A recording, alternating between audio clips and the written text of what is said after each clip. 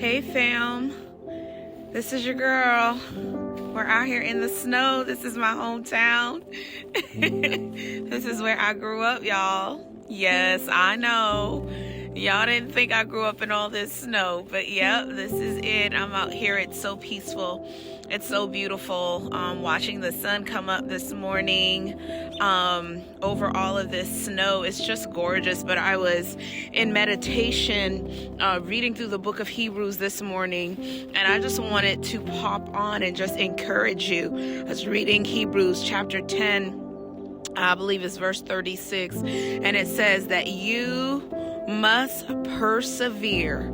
You have need of perseverance, so that after you have done the will of God, you will receive, obtain access, lay hold of the promise. So yeah, I was just thinking about how we can get so easily discouraged because our mentality says, listen, you obeyed God. He gave you an instruction. You prayed, you fasted, you sowed the seed, you did all of the things. And so there should be an immediate reward. But that's not what the book of Hebrews is saying. It's saying after you have done the will of God, right? After you have done the will of God, right? You will receive the promise. But he starts off by telling us that what we actually need is endurance. We need perseverance, right? You've got to be able to endure the process that is going to get you to the after. After you do the will of God, you must be able to continue operating in the will of God, no matter how long it takes, right? Until you get to the point where God releases that reward. But you cannot afford to quit or to give up. Not now. The life and the journey of faith is not about instant gratification. It's about growth. It's about development. It's about being perfected. It's about growing into the full stature of Christ. It's not about the instant gratification that we have this this made up idea. We've created our own theology that says that, the instant I obey God, he is just supposed to open the windows of heaven and just give me everything all at once, right? But he says after you have done the will of God. And so as I thought about that and meditated on that this morning in prayer, here's what the question that came to me is, what if the will of God is suffering? What if the will of God is being tried, right? What if it's tribulation? What if the will of God is pressure?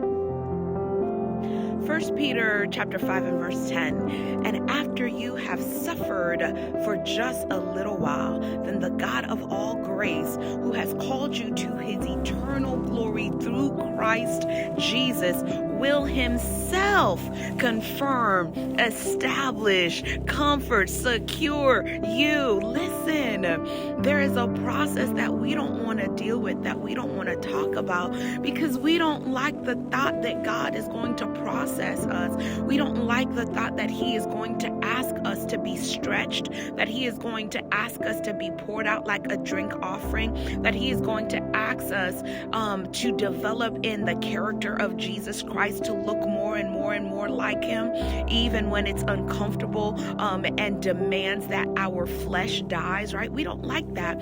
But I'm telling you, there is something that happens after you suffer a little while. There's glory. So yeah, fam, he doesn't tell us what after a little while means, right? We don't know if that's 2 days, 3 weeks, 2 years, or 20 years. We don't know that.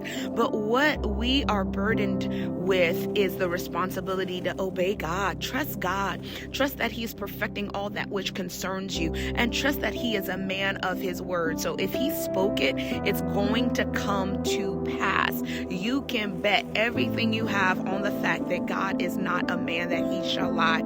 So I just want to encourage you, if you've been waiting, if you've been frustrated, like, God, when is it going to happen? Let me just tell you, suffer well, endure well, and after you have done the will of God, you will receive the promise. Keep doing the will of God. Stay in his will, family. Stay in his will. Love God with all your heart. Serve him, worship him, obey him after you have done the will of God.